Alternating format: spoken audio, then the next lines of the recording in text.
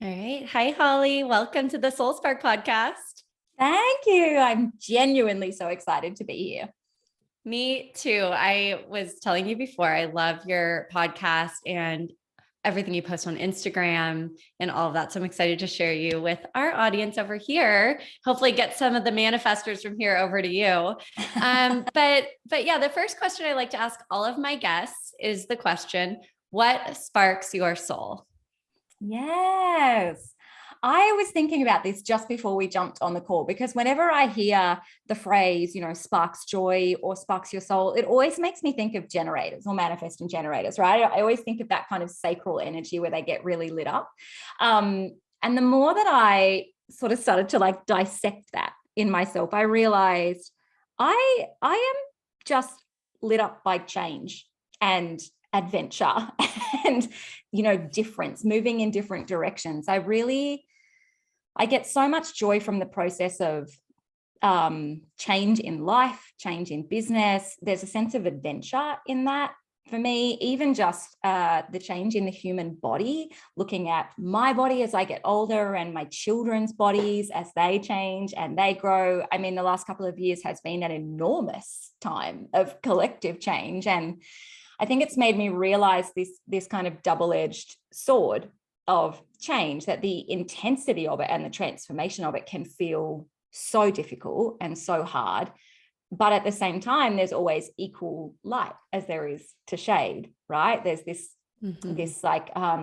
newness and freshness and adventure and the unpredictable nature of experiencing change. So that's what I love. That's kind of what gets me up and keeps me going.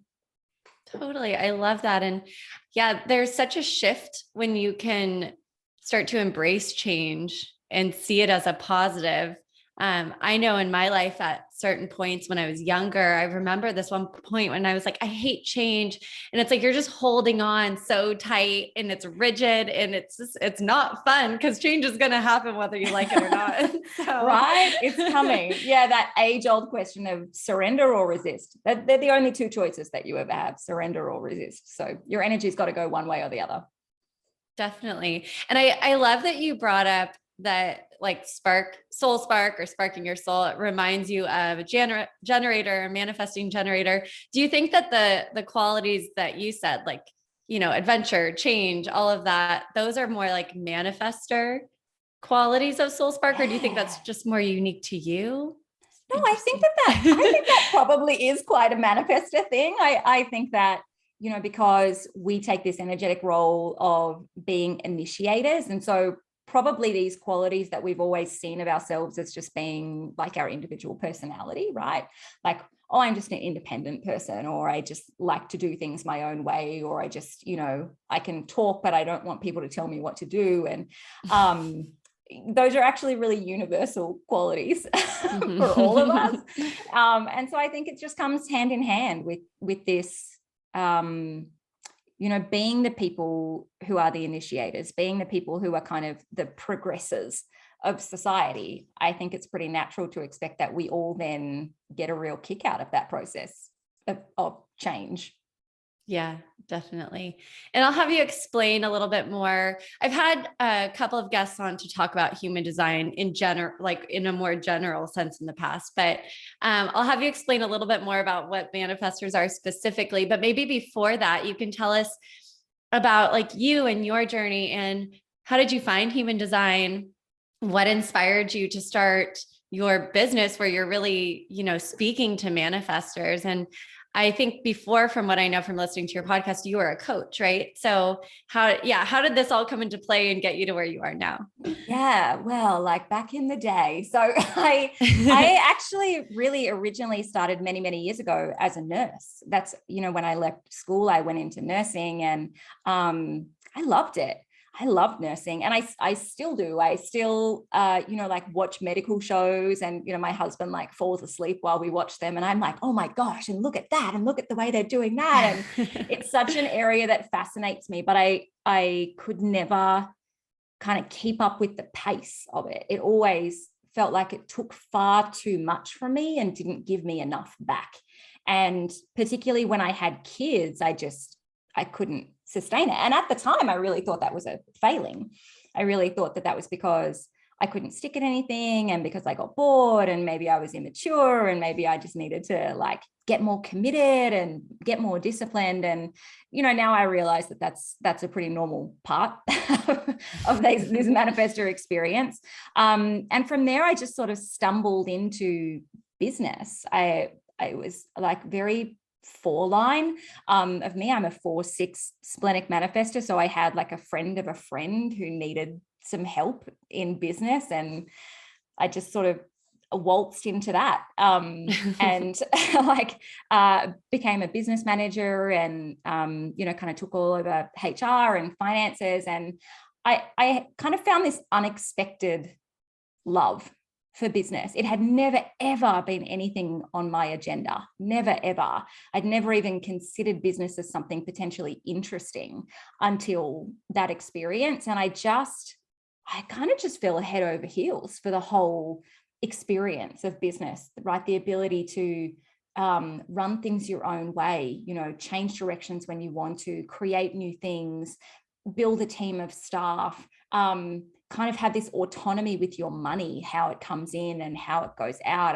I thought that the whole thing was beautiful and had such a potential for freedom in it. So I never looked back after that. I continued to work in the business space as a consultant for businesses, small businesses, for about 7 years. Then bought my own business. I bought a brick and mortar business, a cafe, and owned that for 2 years. We bought it out of liquidation, and in 2 years got that to over $2 million, and then got bored and left. Very typical. Right. Much to everybody's surprise. And from there, I moved into the online space because I was so burnt out by having been in hospitality and events. You know, I again couldn't keep up with the pace. My body was destroyed. My soul was really, really tired. And I just couldn't fathom going backwards into anything that I'd previously been in before, even though like I could have gone back to nursing, or I tried to get normal jobs. I had two. I went and worked for other people, and I never lasted. I really didn't last for very long. So yeah, I moved into the online space, and originally started off as a business coach, and realized how quickly so much about online business was different to brick and mortar business, but also realizing how much of it was fundamentally about energy and mindset. That strategy kind of takes like 10% of the cake in online business, which is so very different to brick and mortar business, right? But in the online space, it's so impacted by your beliefs, by the energy you bring to the table, right? By, you know, whatever kind of mindset structure you're sitting in, that's what gets represented in your business.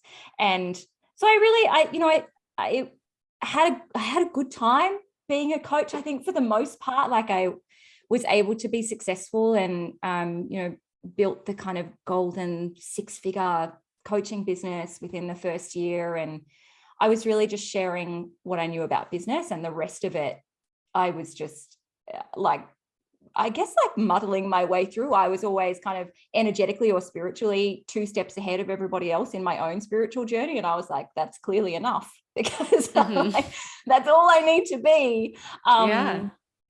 Until inevitably, I didn't want to do that anymore. It was a bit of a safety net. It was a bit of a safe space. Business was something I knew I could speak about. What I really, really wanted to interact with people about and teach people about was spirituality. It was energetics. It was all of these nondescript, non-structured things. I wanted to bring practicality to that. I wanted to bring transformation. I wanted to bring change to people.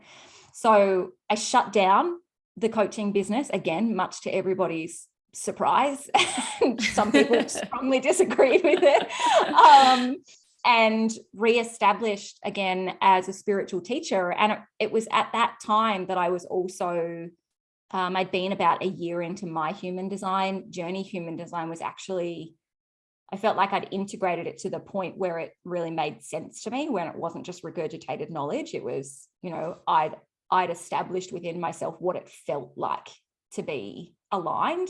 And I just felt like it was an amazing language to give to people. And so, by the time I started teaching human design in this kind of business as a spiritual teacher, I did initially start speaking to all of the energy types. I was like, okay, let's get it established and teach people what human design is and get that information out there. And I think after about 2 weeks, I just didn't want to speak to everyone. I was like, I don't want to write these posts for you. I was getting like generators and projectors and people contacting me like, oh my goodness, can you read my chart? Can you tell me this? And I was like, I actually don't want to. I don't want to tell you about yourself. I'm not interested in you, really. I mean, that sounds awful, but I realized that the only people that I wanted to speak to, the only type of stuff that I wanted to create was for manifestors. Mm-hmm. That's it.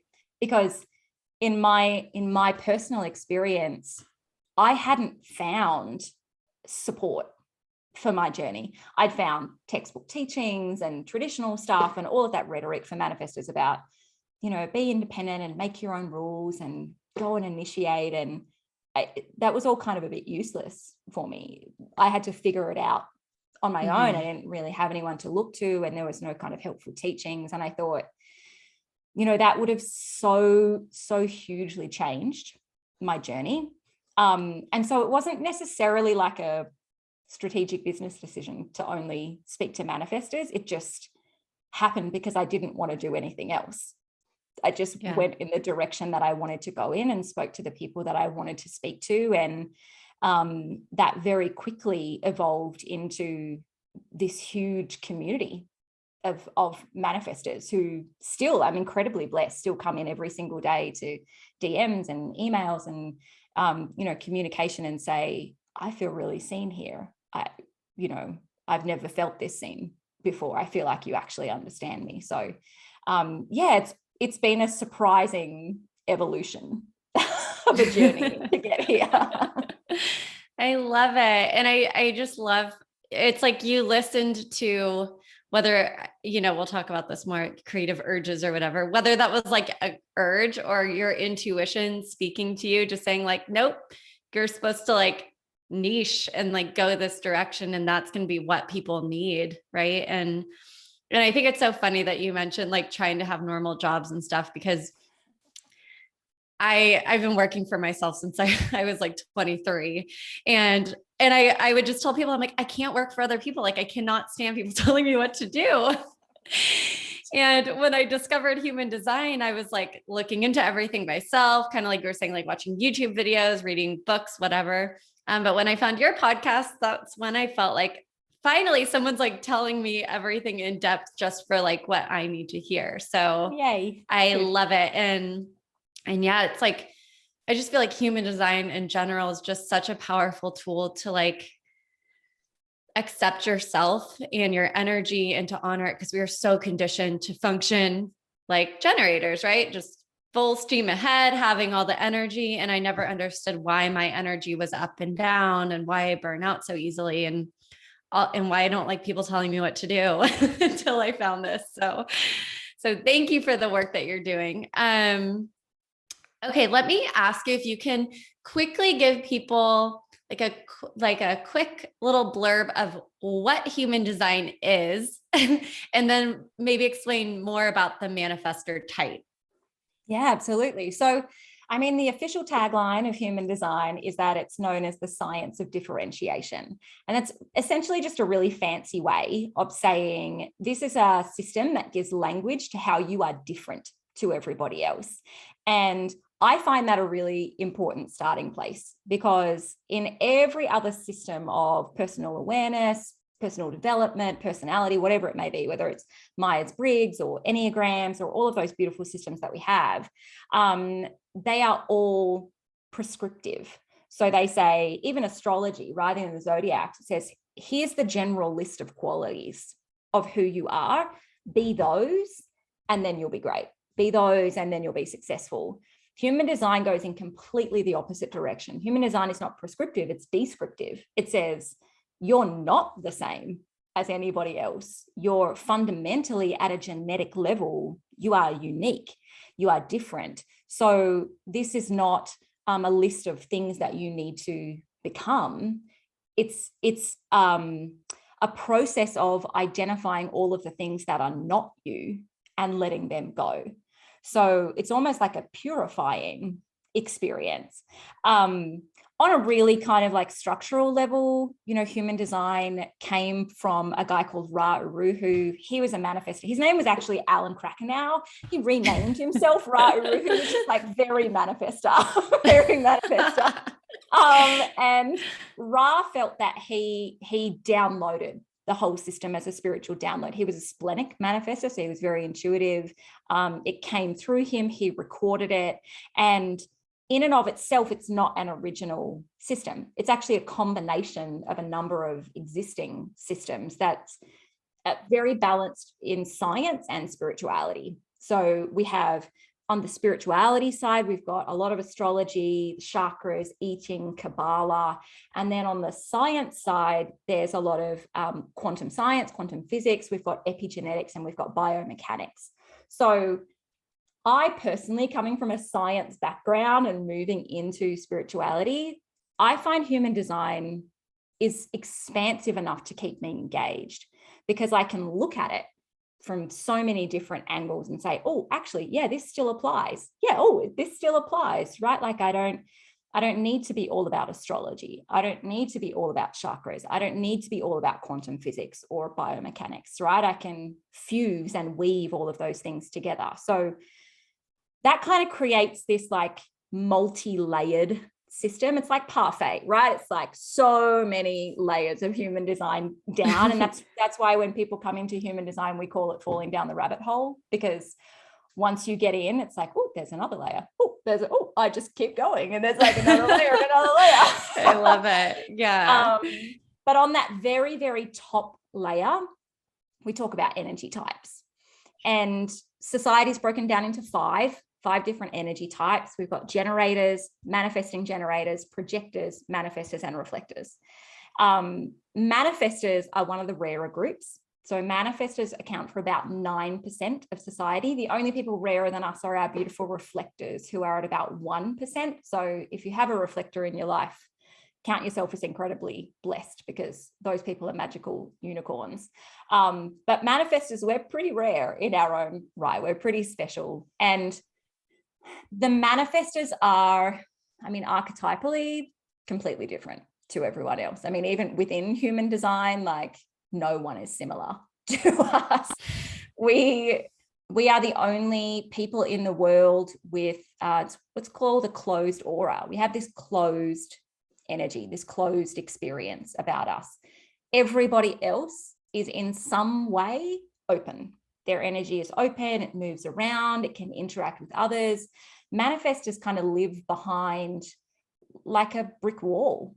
We live in this very sort of separate space, but we're very apparent, like our energy is very significant. So we kind of have this dichotomy of like, I want to be left alone. I want to be in my closed energy. I don't want you coming in. I don't want you telling me what to do. I don't want you expecting things of me. I don't want to be the same as you. But also, whenever I'm around other people, they really notice me and they're magnetized and they want to come up in my space, whether it's because they want to support me. Sometimes it's actually just because they want to control me, right? And both of those experiences are challenging for a manifestor. So the reason that we have that closed energy is because we're here to be what's known as the initiators. We're here to be, every energy type takes a role, right? It's part of this kind of like collective harmony. If anybody is familiar with the psychological work of Carl Jung, it's very much like that, like collective consciousness. Yeah, we all contribute individually to the big collective. So everybody has their role, and the manifestor role is to initiate. It's what we do. We begin things, we commence things. We often refer to it as birthing. We just we bring things through from, however you want to refer to it, the other side of the veil, right? It's from the 5D, that like landscape that's, you can't see, you can't touch, you can't smell, but manifestors can sense it. We can feel it. Like there's something out there that hasn't been done yet that wants to be done. It wants to be known. It wants to be brought into this 3D physical material reality. And so manifestors are kind of these conduits that bring that stuff through. We kickstart it, we initiate it, and then we get really tired and we want to stop. So we kind of generally don't complete all that much, right? Because we're able to, it's just, that's not where our energy naturally wants to go. We put a lot of energy into bringing new things. And in doing that, we, by individually all doing that as manifestors, right, we then collectively help society to expand. We help humanity to experience new things, experience new ways. So, I mean, if you have a manifestor in your life, it's likely that they're the person that can't be told what to do, can't fit into normal society, right? Like they can't keep a job to save themselves, even though they're intelligent and they're competent and they're amazing. They always just kind of want to follow their own routine and their own rhythm. They're always getting sort of crazy ideas and crazy desires, and they'll be all about it for a few weeks or a month, and then they'll drop it like it's hot, like they never want to touch that thing again. And that's exactly what we're meant to do. We're different. Mm-hmm. Yeah, I got fired from so many jobs in college. If I'm being real. Yeah, as a manifestor, I feel, especially since I've been integrating what I've learned, I notice that when I do give myself that rest, the creativity that comes through me is like so much more. I have so much more of it. It's so much more expansive, but I still struggle, and I've been working on it for a couple of years, but I still struggle at like, I initiate and then I try to do everything. Mm-hmm. And I think that's like part of the conditioning. I mean, I saw that modeled to me as a child, all of that, but yeah, do you want to talk about that, maybe that aspect, and other ways that manifestors can get the most out of their manifestor life, whether it's like their career or love or just like relationships, and just like living a life that feels good and not like you're burnt out half the time. Right? Always tired. We are always tired. Literally always. Every day. Yeah. My boyfriend does not get it. He's like, why are you always in bed? I'm like, 'cause I'm tired. I'm never not tired. Never not tired. Yeah. Absolutely. Yeah. I mean, that desire that we have, maybe desire is not the right word. I think we have a compulsion to take care of everything, right? To see things through, to complete them, to be the one in charge of holding them. Partly that's conditioning. Partly that's just a social expectation that we've learned over time, because the beautiful generators and manifesting generators who have the natural ability to do that, they get deeply satisfied and aligned by building things, completing things, sustaining things. That's their spark of joy. And they account for 70% of society. So the vast majority of people that you're going to have in your life really thrive when they complete stuff, when they sustain things, when they go at things over and over and over and master them. So it's pretty natural for a manifestor to have a pretty hefty dose of social conditioning, of thinking, okay, well, even if I do identify that I'm able to initiate new things, it's then only valuable if I can sustain it, if I can stick at it, if I can complete it, if I can control every single part of it and ensure that it's perfect. Then I'll be accepted, then I'll be valuable, then I'll be worthy. But the other side of that, which I think is often really unknown to manifestors, is that sense of control that we want to have over the things that we initiate really just comes from wounding. It's like a primal manifestor wound that we all carry. And we have 4 core fears. I mean, they often center around that time when we're initiating. That's kind of when we're at our most vulnerable. So it's the time that those wounds are going to come up. But we have a wound around inadequacy, feeling like we have to be adequate if we're going to be valuable. So when we're initiating, we really place a lot of emphasis on ourselves to make it perfect, right? It's got to be so unbelievably, absolutely adequate. Otherwise, it's inadequate and we're not good enough and it's not good enough. We also have a core wound around mediocrity as well, because we have this sense of, I want to live a big life. I know that I came here to do something significant. I didn't come to be small. I've never ever met a single manifestor that has not felt that, right? Like every manifestor that I've ever met or spoken to has said, yeah, wow, actually, I have always felt like I'm here to do something big, because you are. That's what you came to do. So we have a fear that we won't achieve that we won't meet that we will ultimately, by our own failing, be mediocre, right? And when we're initiating something new and we get that surge of, oh, okay, now I'm doing something, like now I'm getting, here we go. I'm getting significant. Yeah, right. We naturally then fall into that wounding of, but I have to guarantee that this is not mediocre. I have to guarantee that this is, this is nothing short of huge and impacting. And we also have a lot of fear around control. We have a big wound around control, which largely stems from people trying to control us. But we then kind of flip that narrative into, well, I'll control everything. I'll control everything in my life, right? It's a very big like ego shadow there. And I think that, we tend to look at wounds as a really bad thing. Like, oh, you got deep wounds and they need to be healed. But I don't necessarily buy into that rhetoric. I think that wounds give us awareness. And when we can recognize that we have these wounds, the wounds exist for a reason.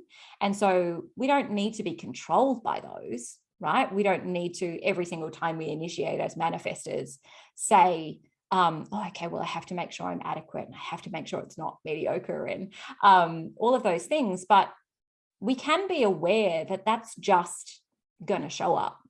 That's just going to show up for us. It's like, we also have wounds around our throat because we have this really magnetizing, impacting way to speak.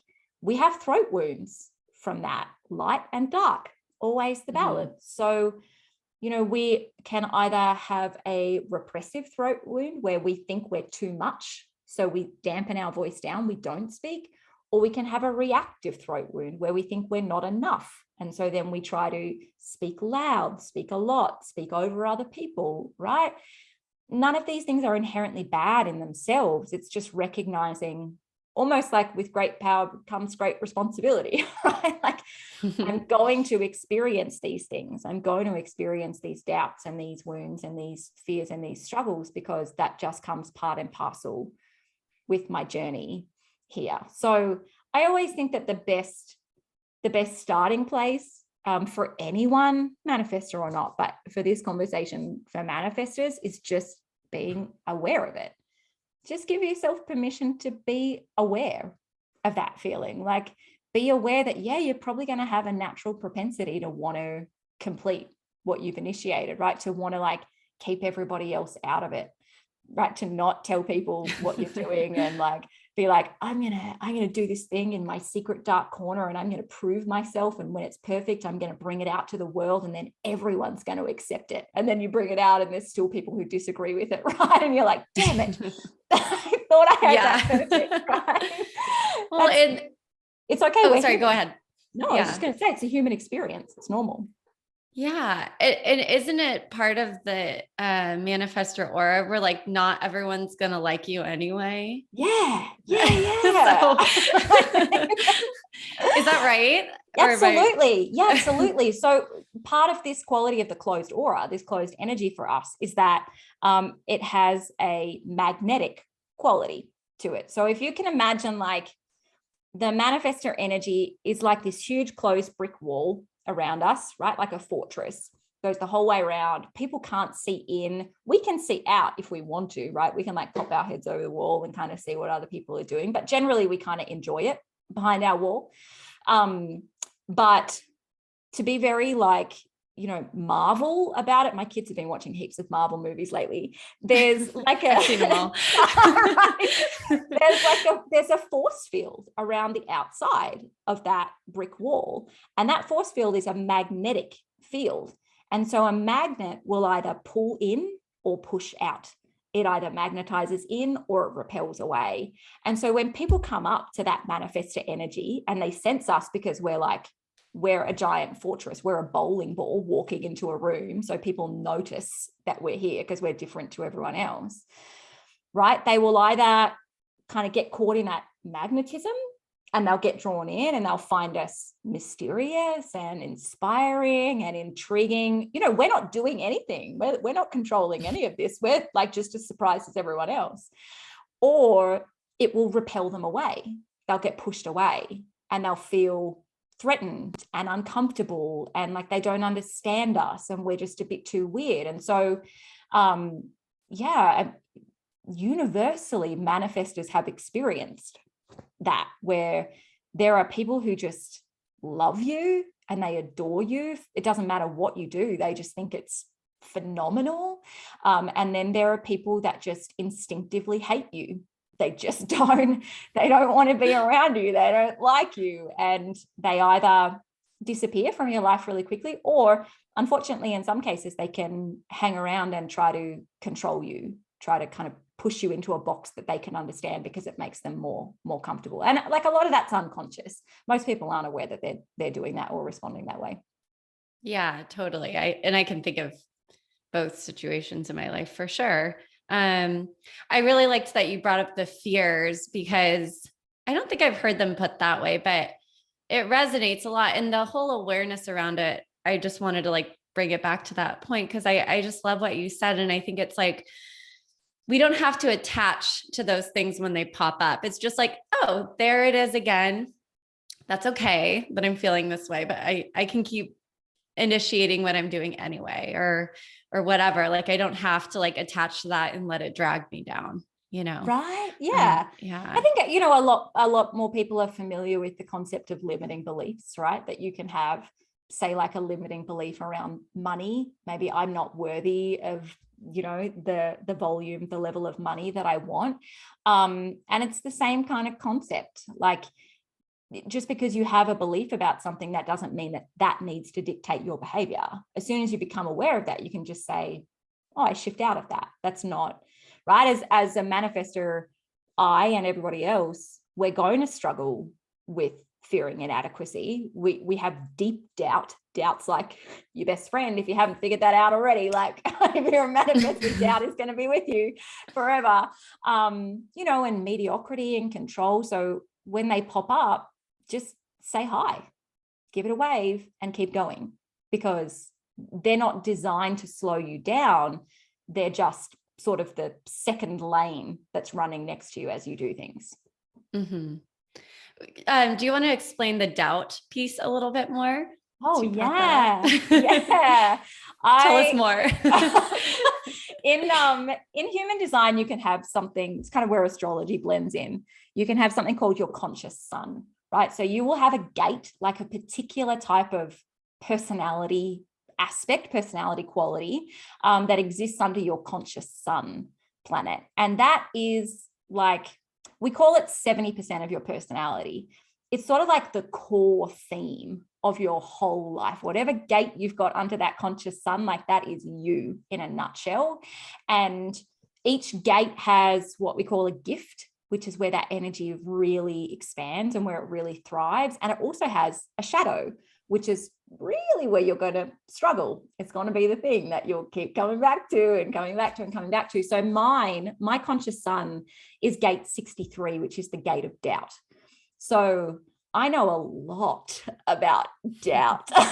Doubt and I have been best friends for approximately 37 years now. Would you say it's like frenemies? Like, right?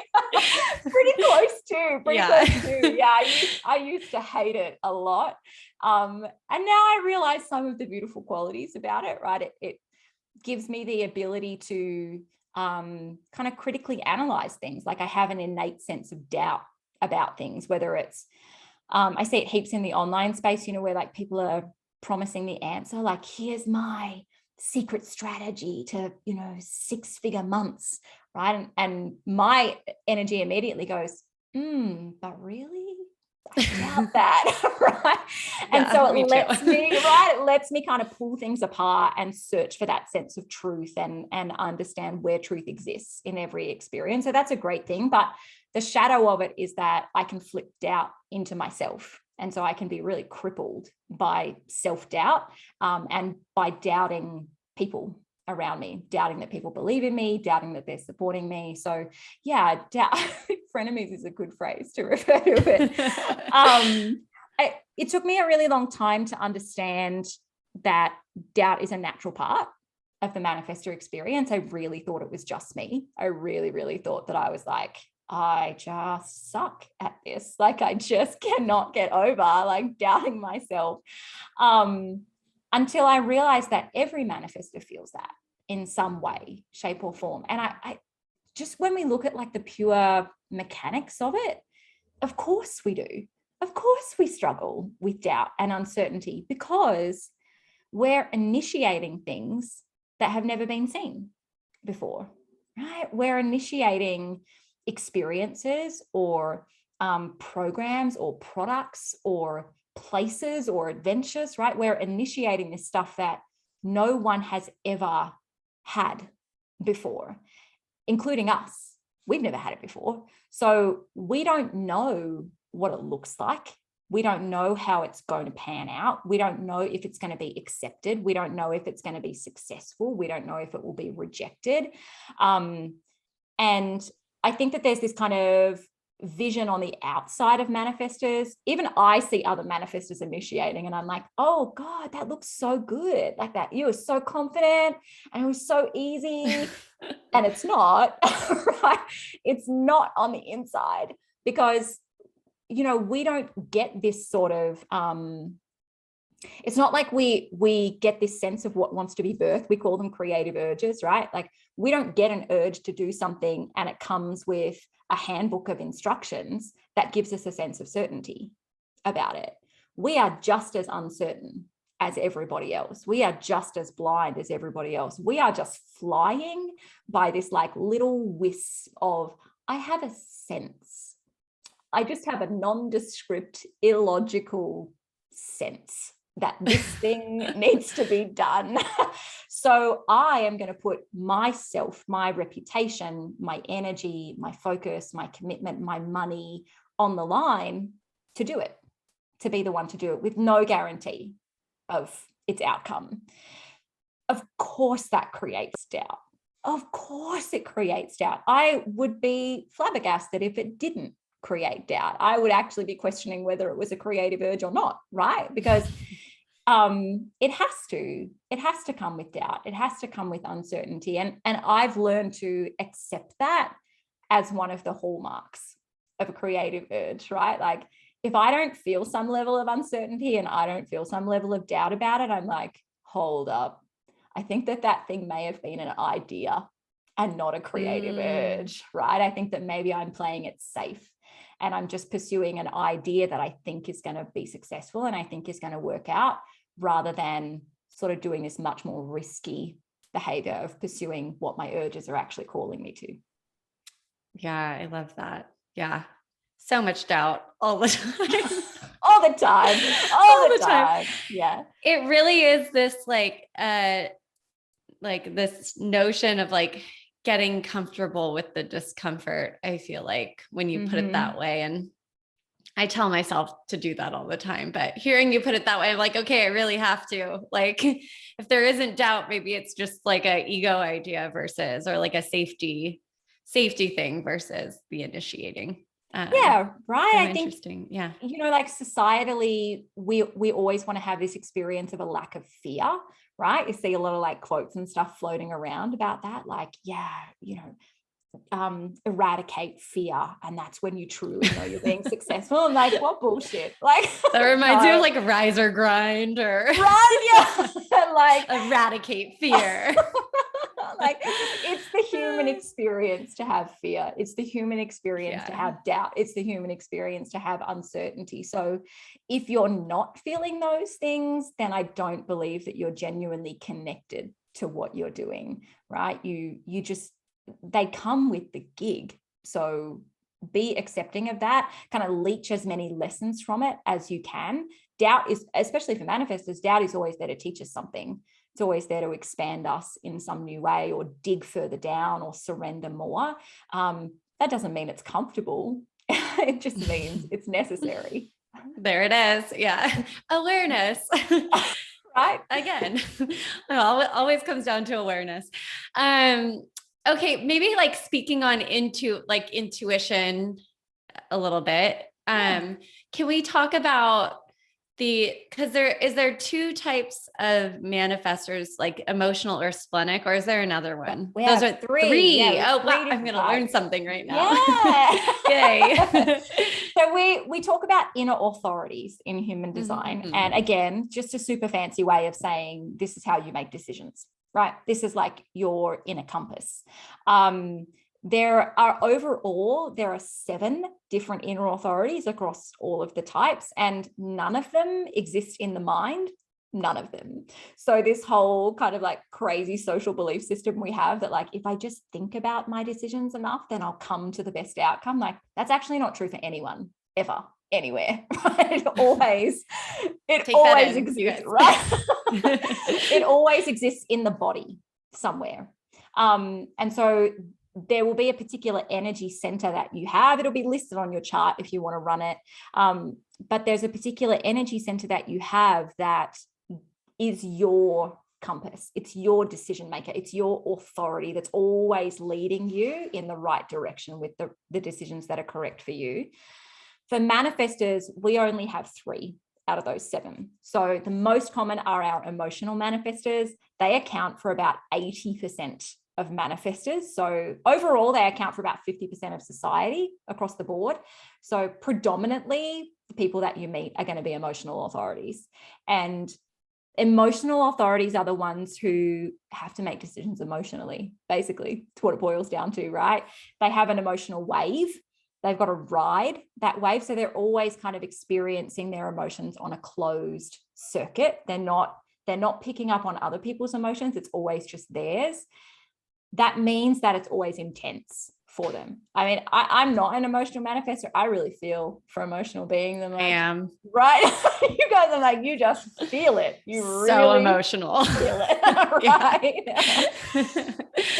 because for emotional beings, that decision-making process is actually just about going through that wave of emotions. You have to experience the whole scope of emotions before you can come to the correct outcome. And in my experience, usually your first instinct, when you are confronted with a decision, say it's like, oh, I'm considering investing in this program.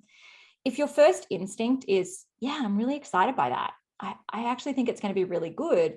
It's more than likely that that's where you'll end up, right? At the end of your wave in 2 days, 3 days, 4 days time, right? But you still have to go through all of it. You got to go from that excitement to then the doubt, to the confusion, the insecurity, the overwhelm. There's often these points of kind of like mania of like, just do it.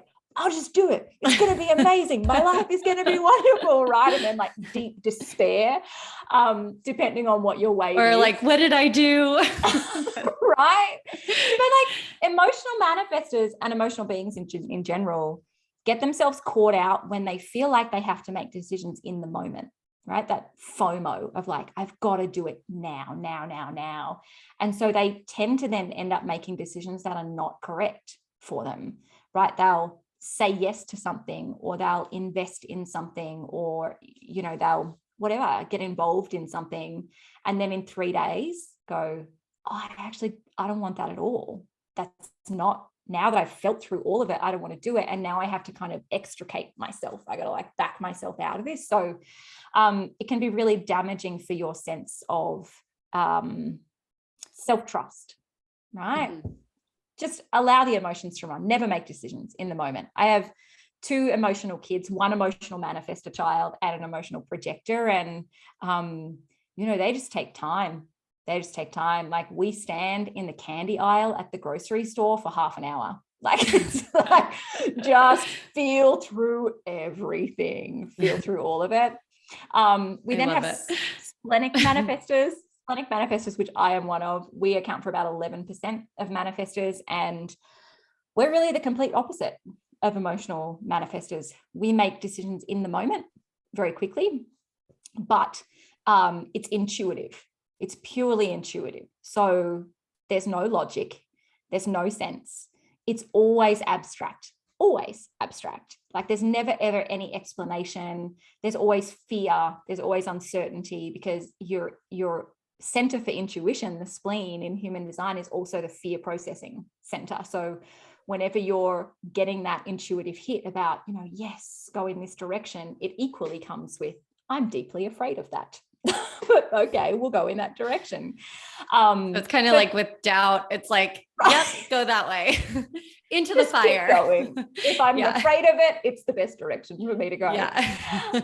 And the spleen is the quietest energetic voice. So it's kind of heralded as one of the hardest inner authorities, because it's a very quiet voice. You have to be quiet in order to hear it. Often you have to be still and you have to be in a quiet environment to hear it. And it speaks once and then doesn't repeat. So like when I'm making a decision, I know that if I'm investing in a program, I have to kind of sit at my desk in a quiet space and look at the sales page and just wait, right? So my spleen might say, yes, and that's all I'm going to get. Or it might say, nope, and that's all I'm going to get. I'm lucky if I get a yes or a no, right? Usually it's like, perhaps. And I'm like, where do I go with that? What does that mean? What do I do with that? Right? And so often splenic authorities kind of get into some trouble with going back to that intuitive sense over and over and searching for an explanation, searching for logic, right? And then doubting the decision and then not taking action. Yeah. And then finally, we have our ego manifestors, which are at about 9% of manifestors. So they're pretty rare and they're amazing. I mean, they're just different to everybody on the planet, I think, ego manifestors. And they make decisions purely egoically. It's about desire. So they need to make decisions by speaking out loud. Their throat is sort of their processing center, and they just have to talk out loud about, do I want this? Yeah, I do want this, but these are the ways that I don't want it. Maybe I desire it this way. Maybe I don't desire it this way. This is how I'd like it to be. And by their own voice coming out, they don't actually need any person around. It's not about having a conversation ever. They usually get annoyed if they're in conversation with people while making a decision. It's actually just about the mechanics of hearing their own voice. They just need to hear their own desires, their own wants verbalized, and that kind of reflects back into them. And then they make a decision and charge ahead. But yeah, ego manifestors kind of have this quality where they either have a really negative narrative around desire, where they think all of my desires are bad, so I can't go after anything that I want. Or when they're aligned, they have this amazing kind of power about them, because it's almost like that, recognizing that desire and taking ownership over that desire eradicates a lot of the doubt that manifestors normally feel. And so they just kind of charge forward. Vanessa Henry is a cool person on Instagram who teaches human design, and she is an ego manifestor. And just witnessing that, it's like when Vanessa wants to do something, she just goes, that's it, I'm doing it, it's done, get on board or get out of the way. It's like, Cool. Okay. I just like imagine like I dream of Jeannie, like there it is. That sounds amazing. Yes. I love it. I'll have to check her out. So cool. Yeah, I feel like it just goes to show like there's so much uniqueness in every single soul having a human experience right now. Yeah.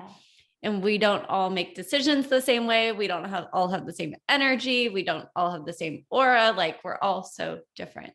Do you want to explain a little bit about the profile numbers? Like, I know it's like a lot to go into all of them, but just maybe how in general, the different numbers affect manifestors in different ways. Yeah, I love the profile numbers. One of my favorite areas of human design. They're so juicy, right? So everybody has 2 profile numbers, and that creates a profile archetype. So you will have like whatever, it's a 2-4 or a 4-6 or a 5-1 or a 6-2. Yeah. And the profile line, so we look at them individually and then we look at them together. And what they explain is your personality. They explain how you show up in the world.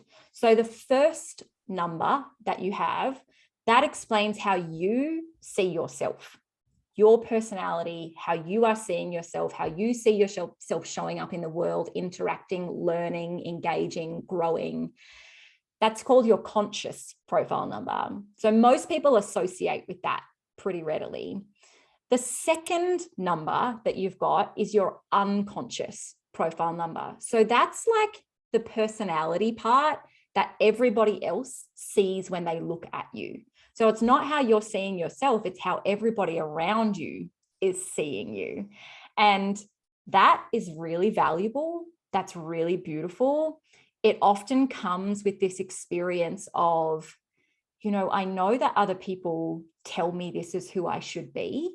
And I feel a lot of pressure to step up and be that, right? To meet that expectation. So often our second profile number is something that we feel like we're striving towards. Like, if I could just be that, if I could just embody that, if I could just be that person, right? Then like everything would work out in my life. So the key with profiles is to understand that both the numbers work together. You are both of those things. Sometimes it might be kind of Jekyll and Hyde, like you might be in one and then in the other and then back in one. And over time, you'll be able to harmonize those and kind of move fluidly between those 2 numbers. So we have six different profile lines, and that makes 12 different archetypes when we put them together. And each of the 6 lines has its own super unique personality quality. So, very simply overall, if you have a line 1, it's called the investigator. It means you love knowledge. You love to research. Like there's this security and this certainty that you get from researching, from learning knowledge. They're kind of our traditional like bookworms, right? They're the people that will, read 12 blog posts and look at 15 websites and read all the reviews when they want to buy a new vacuum cleaner. Yeah, they're like, I have to get the knowledge. I listen to all the podcasts. I read all of the books. I take all of the courses, because that's really enriching for them to do that. And then when they feel like they've gained all the knowledge about something that they're curious about, then they can share it with people. So line 1s are really great teachers because they teach things in detail. Yeah. Then line 2s, our line 2s are like, they're called hermits. I think it's such a bad name for them, but I have a line too. And that was my that was my one that you were saying that people think that's how you look. I'm like, do people think I'm a hermit? I'm so interested. Gosh, who am I to other people? Yes. So our hermits you probably are seen as an introvert, right? They're usually the people that they like their own space, right? They can enjoy days and days on the couch in their pajamas, Netflix binging. It's like a great place for them to hang out. You can often have a 2 line in your profile with another line that is extroverted. So often we'll get like 5 2s or 2 4s where one part of you is introverted, that 2 line, and the other part is extroverted. And so you're like, what am I? Am I an introvert? Am I an extrovert? Like, I just ask me on the day and I'll tell you what I am. But that 2 line also comes with this deep creative ability. And it's so curious because the 2 lines have, it's what we call conceptual creativity. So they always have this kind of natural ability to create conceptual things. So that often shows up in craft, art, graphic design, interior design, fashion, anything that where this kind of like, you can concretely bring creation into something that looks beautiful. But the 2 lines are blind to it. They don't, it's just to them, it's like, it's natural. I've always done this. Like I have a friend who's a 6'2", and she does calligraphy. She writes notes in her notebook and it's like Shakespeare, right? She like writes this beautiful calligraphy and she's like, doesn't everybody do that? No, honey, nope. I wish I did that, but I don't. Yeah. So line 2s usually really very much do struggle to see their own skill set because to them, it's just, this is what I do. I don't know how I do it. It's just, it comes from me. I always do it. But in order for them to be able to kind of sustain that and always have that creative output, they need time alone. You got to be left alone, right? Like leave me alone in my own space. Best if you have a line 2 in your life, right? Yeah. The best gift for a line 2, if you have a line 2 in your life, is leave them alone for the holiday period. Just like send them a text message, be like, I won't talk to you until mid-January. I love you. That's like all they need. Wait, did you say you have a 2 in yours or no, what's yours again?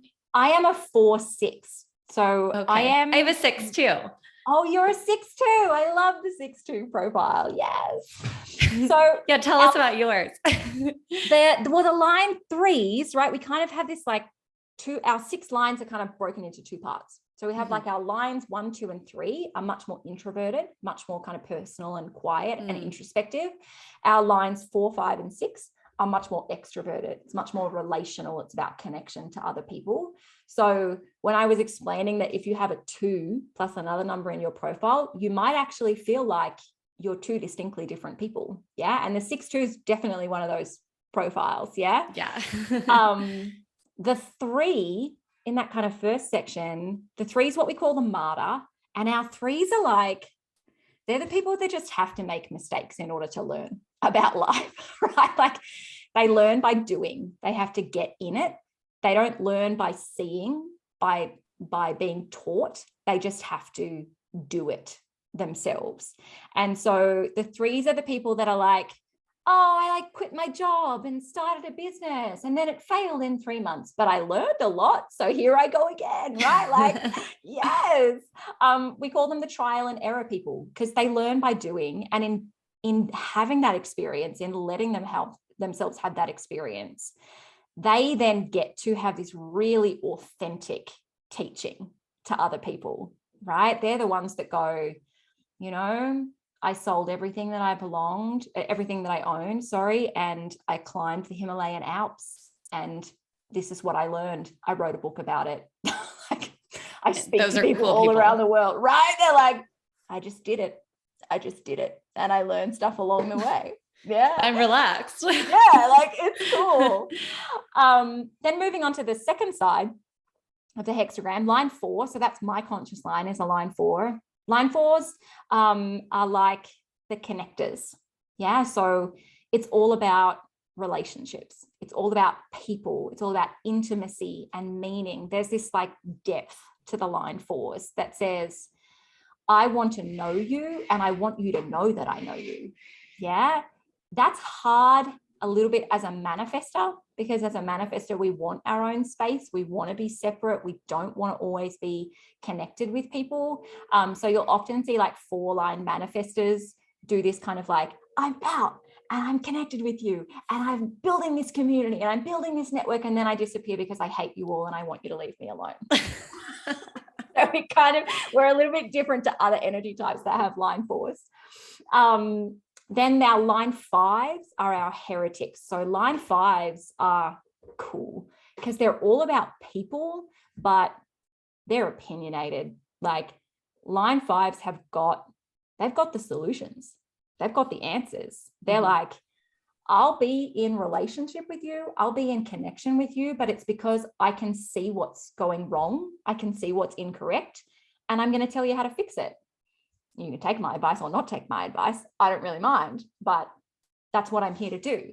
So they have this ability to kind of bring like really universal solutions. We see historically, a lot of our really cool politicians have a line 5 in their profile because they have this like, I can see globally where stuff is not working. And I also just innately know what the solution is for that. If you have a line 5 on your unconscious, so on that second line, it usually means that you end up with people then projecting their problems onto you because people see you as this problem solver. People see you as the person that knows it all. And so you'll get a lot of boundary issues in your life where people are like, oh my gosh, my life is falling apart. So I called you and I spoke to you for 3 hours and you fixed it all. Yeah.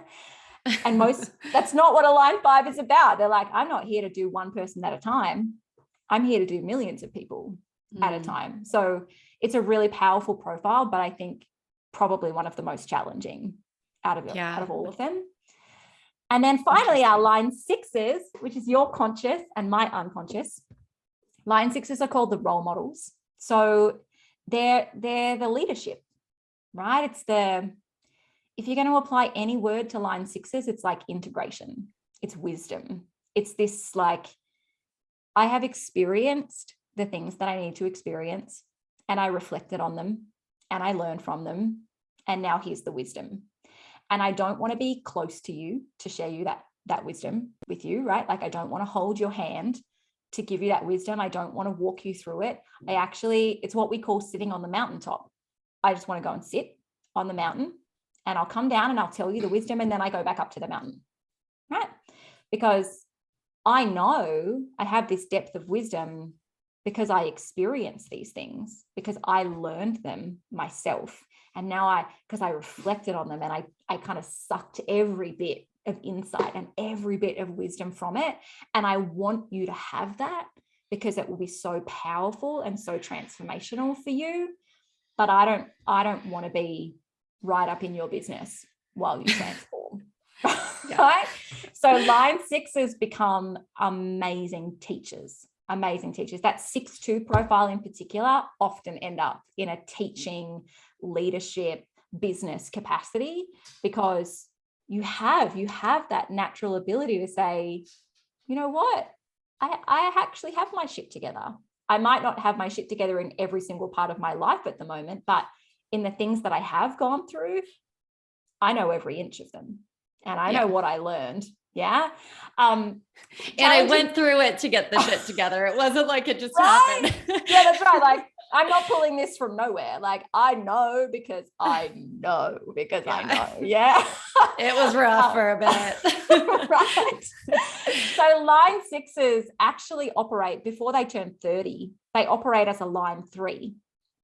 And so young line 6s, like my daughter is a 6-2 and she's 11. Young line 6s kind of have this like life experience of like, man, crazy stuff just keeps happening. Like it's like the trauma just comes to me. I don't know where it keeps coming from, but it's like, this was hard. And then this was hard. And then this was hard. And it can feel like it's relentless. Whereas, the line 3s kind of get a bit of joy out of that trial and error experience. A line 6 who is operating as a line 3 because they're under 30, there's not much joy in that. There's a lot of self-flagellation. There's a lot of like, well, this was really hard and I don't think I did it very well. Like I should get more lessons from this. Like I should not be repeating this lesson. And then when you get into your 30s, it sort of all starts to dissolve a bit. A lot more peace comes in. You get a lot more retrospect. You get what we call in human design being objective, right? Like the line 6s can kind of step back from their own lives, look at that first 3 decades and say, aha, now I get it. Now I can kind of pull all of this apart and get all of the wisdom, and I will spend the remainder of my life teaching people about what I learned. So cool. I love that you mentioned your daughter, and it's so cool, I think, I don't have children yet, but to be able to bring this knowledge into your parenting so that you can raise them to just be themselves and like embrace that. And I can't even imagine I was actually very well supported in my uniqueness by my parents. I don't know, like they didn't know about human design. I think that's just how they are. But yeah, like I can't even imagine if someone had just been like, this is kind of why you're like this and it's okay. Yeah. That'd be amazing. Yeah. It's changed my parenting significantly. It's definitely changed the way that we operate as a family, the way that I expect things of my children, I think, is the most significant change. And, I think it's just allowed us to release a lot of rules, like release a lot of the kind of the ways that we expected family to be, and kind of just be a bit weird, like be a bit kind of on the edge. Like, Yeah. My husband is a projector. So I have my husband who's a projector and my eldest kid who are projectors, and projectors are like, they're tired all the time too. They're super tired. They need a lot of naps, but they're really wise. They're the guides. They have insight into things. They know how things are meant to work. So being able to give my husband and my eldest child recognition of that, like, hey guys, like, can you work out the schedule for the week? Or can you work out the meal plan? Or, it's so valuable having my husband help me with things in my business where I'm like, I can't see how this strategically works together. And he goes, I got it. Don't worry. I see it. I'll bring it all together. Right. We then have one child who's a generator, and she's deeply creative, deeply, deeply creative. And so being able to teach her, hey, babe, just do what excites you. That's it. Like, you don't have to use that amazing energy that you've got to do all the things you think you're obligated to, right? To like follow all of the rules and build everything for other people and show up all the time. Like, you do you just, what excites you in this moment, go and do that. So, she just builds phenomenal things. And she has been since she was a toddler, right? She like builds craft things and does art. And she has like little village things set up in her bedroom, all these like little like Lego villages, right? She's just naturally being herself. And the more she can have that excitement in her creative outlet, the more it fuels her, the more energy she has. And then our youngest is another manifestor. So for me, I have a manifestor father, I am a manifestor, and now I have a manifestor son. And that's quite a trifecta. Like, that's a lot of something going on there.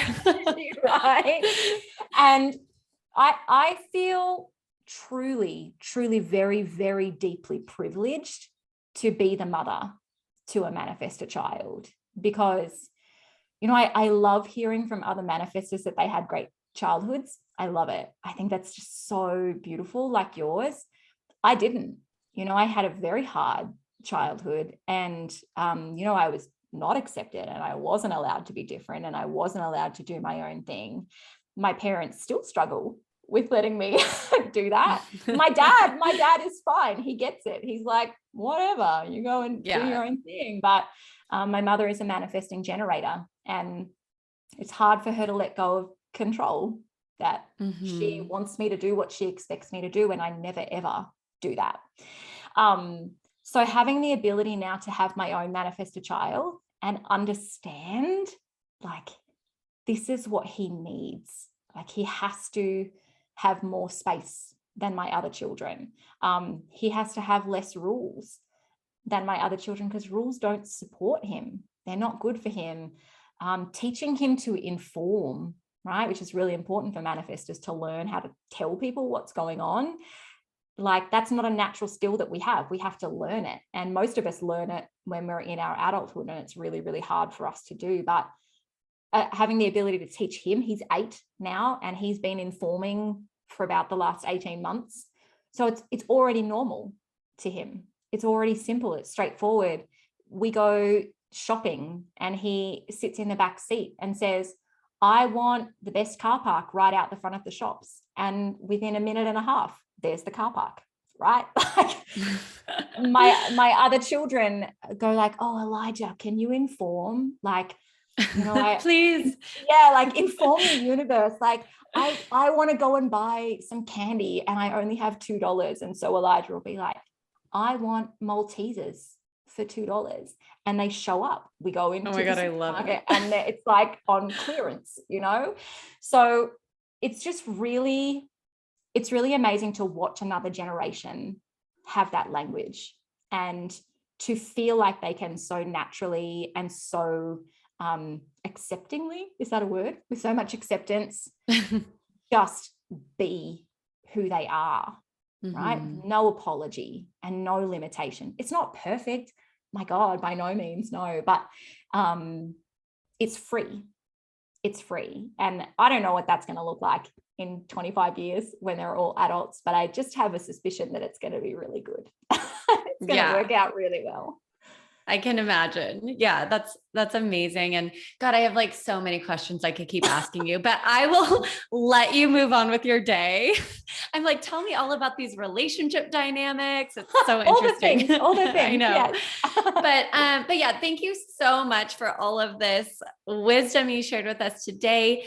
Do you want to tell everyone a little bit more about your podcast, maybe at your other offerings, anything timely that you have coming up and where they can find you, anything else like that? Sure. I'm happy to inform. Very practiced. Yes, inform us. Right. So I mostly hang out on Instagram. I don't really like many other platforms. Instagram's kind of like, that's the place I enjoy being. So you can find me there at the Holly Maree. We also have kind of a whole range of Manifestor specific products on our website, which is thehollymaree.com. You can also tune into the podcast, which is like, it's a super fun place. It's a really strangely successful podcast, I feel like, because I just sit down in my bedroom and talk into a microphone, and then it reaches people all around the world and thousands of people listen to every episode, which is kind of kooky. It's the best thing. Right? It's amazing. But the podcast is called Hunting for Purpose. And we, of course, like chat all things Manifestor, whatever it is that's coming up at the time. So there's heaps of Manifestor specific stuff on there, but also human design and spirituality and business and, classic line 4. I'm very connected to people. So I have a lot of really beautiful guest episodes with people like you and other people in my circle who are just incredibly knowledgeable about their field. So definitely worth a listen if you're a manifestor. At the moment, we are wrapping up our end of year.